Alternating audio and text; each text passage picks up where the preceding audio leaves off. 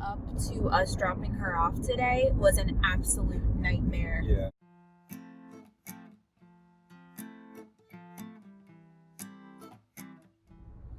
Hey guys. Hey, so we just dropped off Miss A at a respite home for the weekend. It went really well. We feel really, really comfortable with this person. Very nice lady. Very nice lady. When I was talking to her leading up to it, I could just tell that her kind of like parenting style was very, very similar to ours. And she seemed really receptive to like what we were doing in the home and how she could support that. And I think that that's great for a respite provider. Like if we ever had to do respite, it's not like we would take in a kid and say, here are our rules. Right. Because you want to have like kind of a normal transition during the respite stay. Consistency, for sure. Well, do they even know what respite is? Yeah, maybe you guys don't know what respite is. Maybe we should have started with that. So respite care is when foster parents, such as ourselves, go out of town or need to be away for a day or two for whatever reason, and they need somebody to take care of the foster kid. They call that respite because it's only just for a day. It's temporary. But it's overnight.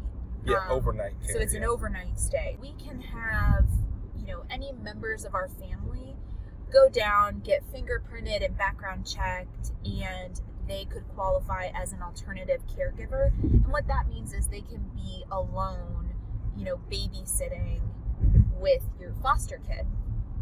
So we do have someone in our extended family who has that. So if we ever needed to like run an errand or like do something, they could stay with one of the foster kids. But when it comes to an overnight stay, that is not enough. And specifically our agency requires 12 hours of training, which goes over the policies and procedures, just understanding the care team around the foster kid, so what the different caseworkers' roles are, and then also child development. So it's good that they have this training for respite providers who are the overnight caregivers, but leading up to us dropping her off today was an absolute nightmare. Yeah, it was. I was going to lose my mind. This was a situation where the system, like we ran into like system frustrations and other foster family frustrations. And so we're going to have to talk about this carefully because we don't want to, name names. We're not trying to badmouth anybody. But we want to explain kind of what this situation was like for us. Respite care, like getting away from kids, it could be for something like this where we have this planned and it's kind of like an adult getaway. Yeah, we bought the tickets about, let's say, 3 or 4 months ago. Yeah, before we had Miss A. I think people use respite also just to have a night of like quiet. Yeah. Because depending on the kid that you have, you might need a break. And one thing you'll learn in foster care training is that you have to take care of yourself first before you can take care of these kids. So your mental health, your physical health, all of that is incredibly important so that you can, you don't want to snap at the kids, right. If you're at your wit's end. That's not the case with Miss A at all. Not at all. I think more so with our kids. 2 little kids. We needed to get away. Yeah, it'd be nice to have a night away. Yeah. Just to ourselves. Yeah, so we had this music festival planned. We were really, really looking forward to it. And leading up to it, like a couple of weeks ago, we planned in advance that because we have a good relationship with her sister's caregiver, who is cleared by the county, we made the mistake in assuming that meant that she could also watch Miss A. And so this whole time we're thinking, oh, this is great. We worked out all the details. Fantastic. Been to events together. Like, we have a good relationship. We thought this is going to be the most normal transition. I just happened to send an email out this week, and I had followed up with the county caseworker, and I copied our caseworker with our agency and just gave a heads up, like, oh, by the way, like, this is what's going on. I have these questions, and Miss A is going to be staying here. Which is about 4 or 5 days before our trip, right? 3 days. And I immediately get a call from our agency's caseworker saying, what? You can't do that. And I'm like, why? Like, I did not understand what the issue was. And in retrospect, absolutely this was our mistake because we misunderstood the policies of our agency. But essentially, if a foster kid is placed with us and we're licensed through a certain agency, then the respite provider or alternative caregiver has to also meet our agency's qualifications. So because this, even though they're state mandated, even though the foster kid is, this is where it gets so confusing. Yeah. I still don't understand it. But essentially it's like, well, because I said, but wait, child is in the custody of the county and the state. So why is that not enough? And, you know, I can see both sides because I don't think that just fingerprints and a background check qualifies you to care for certain kids who are going through a lot. So I can see why training would be very helpful. But then there's the human element and there's a case-by-case element. You just have to evaluate the kid and the family and the circumstance and the alternative care providers, all of this. There's a Chipotle office exit.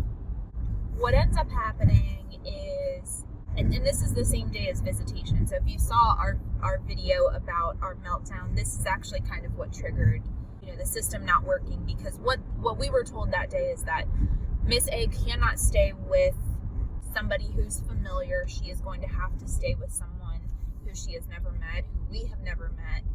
And for someone like Miss A, who, I mean, for any foster kid, this is tough. Since we know Miss A like we do, we know how much of a normal kid she is, to have to tell her that, oh, by the way, you're going to be staying with a stranger again, because we were strangers, right? And now we're not, and now she has to stay with a stranger again. So just knowing that Miss A now has to feel like a foster kid this weekend, after we had been making so much progress, and honestly just feeling guilty because it's because of us that she's having to do that, because we have this trip.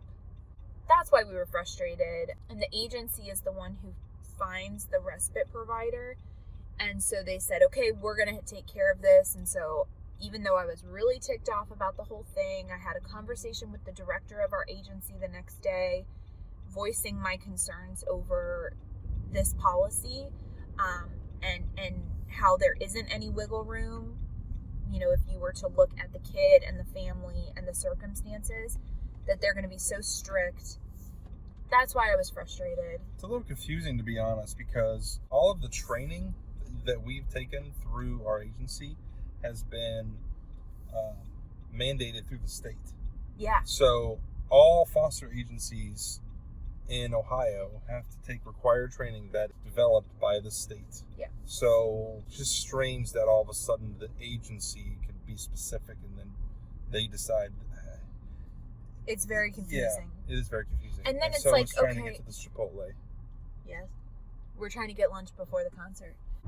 So our agency was trying to find a respite home who was licensed through them as a respite home. And honestly, like, I felt bad because our caseworker, you know, she knows us and she knows we have good intentions. So I know she didn't think that we were trying to, like, break the rules or anything like that, but we're creating extra work for her. And I'm sorry to all of you caseworkers out there if this happens to you, but you know, we tried. We really tried. We thought we were doing the right thing.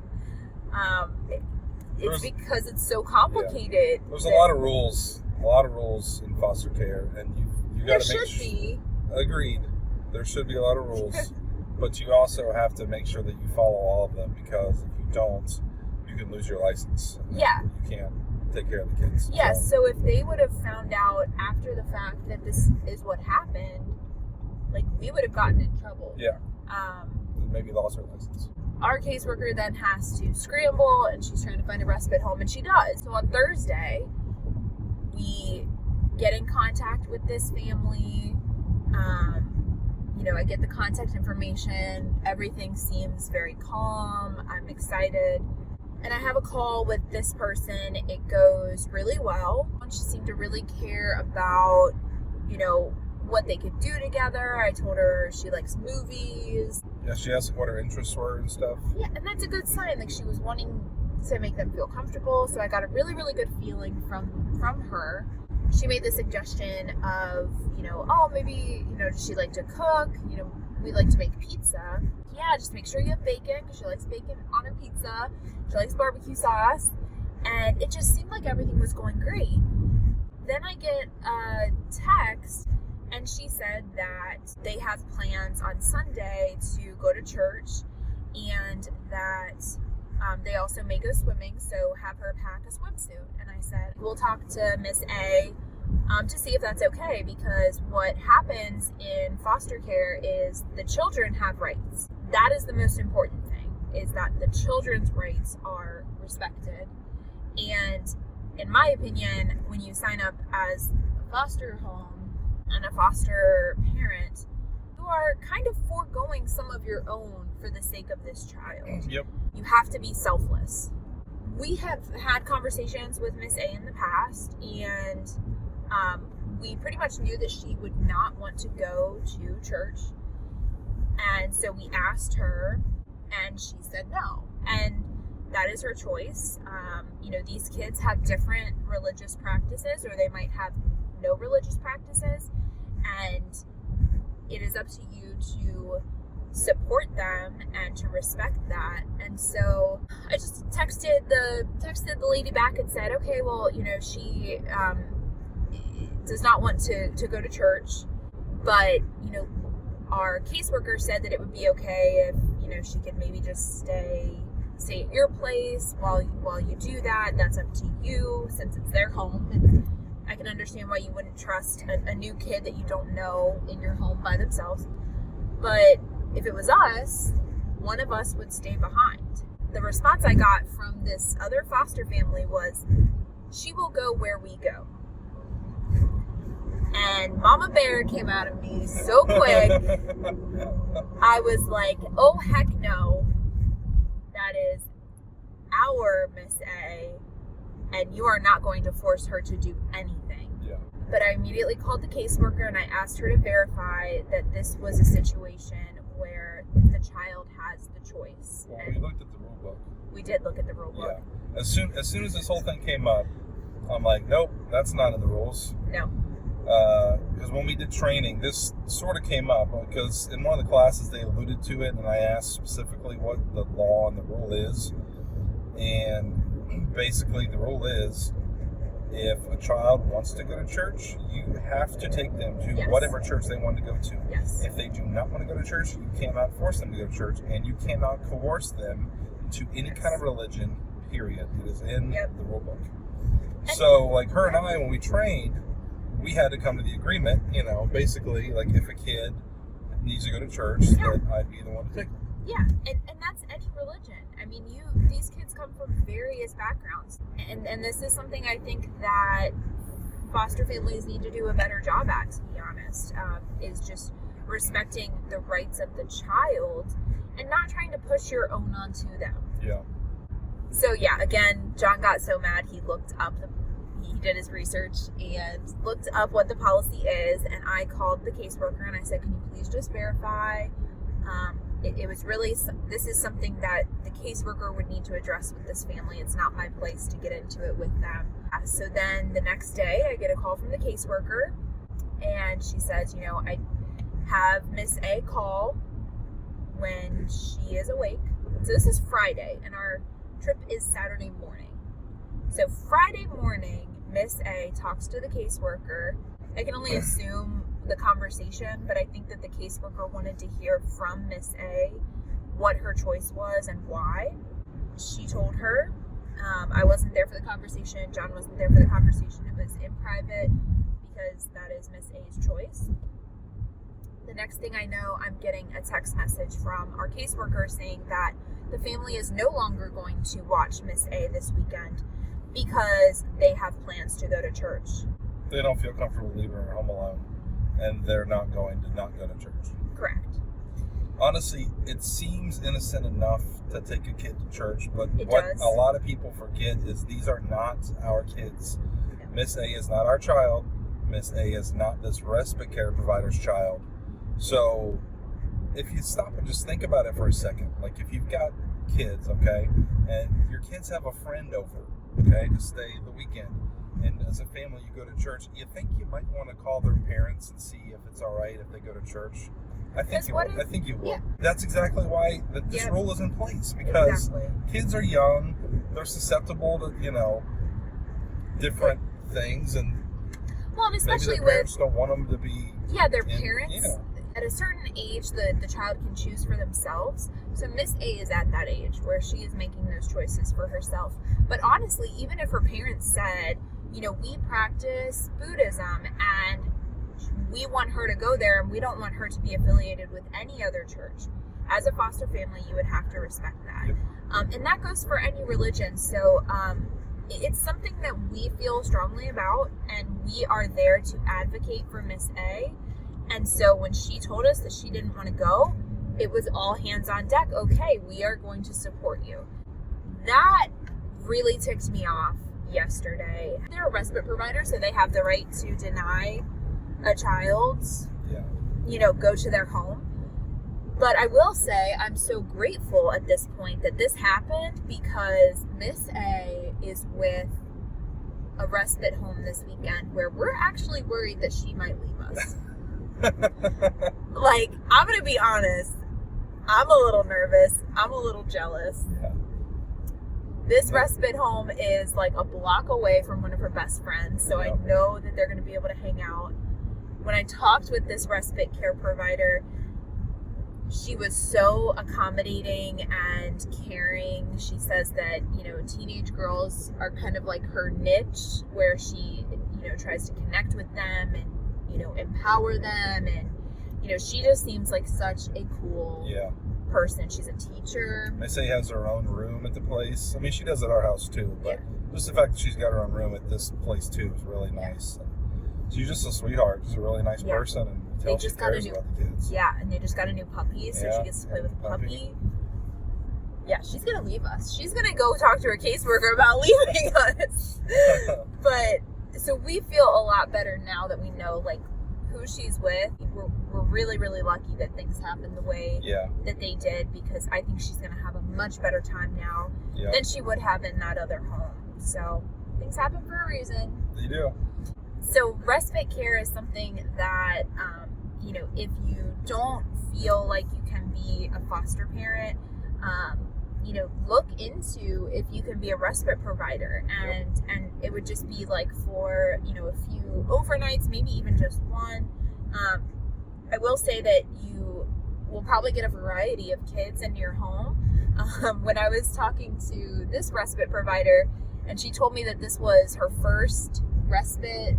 She hadn't had a foster placement yet. She's actually still in the process of getting licensed, and she will be taking in placements. I told her, wow, I was like, you are going to have it so easy with her, because she, all I could do was talk about how amazing she is, because we love her. I mean, she's the coolest kid. She is. But that's not always the case. So I think respite homes, you have to be ready for maybe some of those more difficult behaviors that kids may show. But it is something that you could try. You could go through the trainings, contact your local county or your agencies and see what it takes to qualify for that. And it's also a good way, like if you don't know, if you think that you want to be a foster parent, but you're not really sure, this is a good way to kind of like put your toe in the water. Yeah, because typically it's 1 night, 2 nights. Yeah. It's short stays that you're helping these kids out, you're helping the foster parents out. Yep. And, it's one way you can give back without having to fully commit to, 24/7. Yeah. Yep. So I think we already have that in the descriptions, like if that's something you want to learn about. Yep. We get a lot of comments in the videos, and we really appreciate everybody commenting. We love interacting with you guys, and people often ask how they can give back. One way you can give back is by going to .org. Yes, .org. .org. And you want to tell them about what it is? Yeah, so we talked about this before, and it's something that we're going to continue to promote. They're actually going to get us a dedicated page soon so that we can direct you to that page, and you guys can see how many wishes were granted, how many dollars are associated with those wishes, and it's a really direct way that you guys can see that like your little community is giving back. They also have foster kids who have aged out of the system and who don't have a whole lot of support, but they're trying to get on their feet. They have like their first jobs, their first apartments, their first kids, and they might need an extra hand. And so it's a very tangible way to be able to say, I bought this comforter set for this foster kid, or I bought these school supplies for Amy or whoever.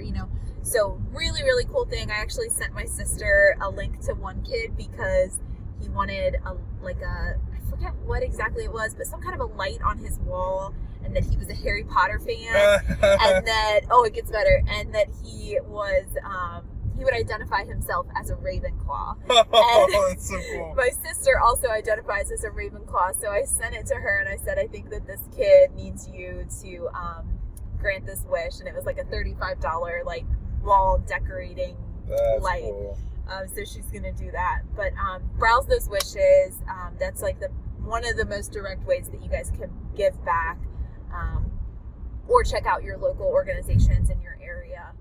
All right, thanks for watching. See you next time. Bye.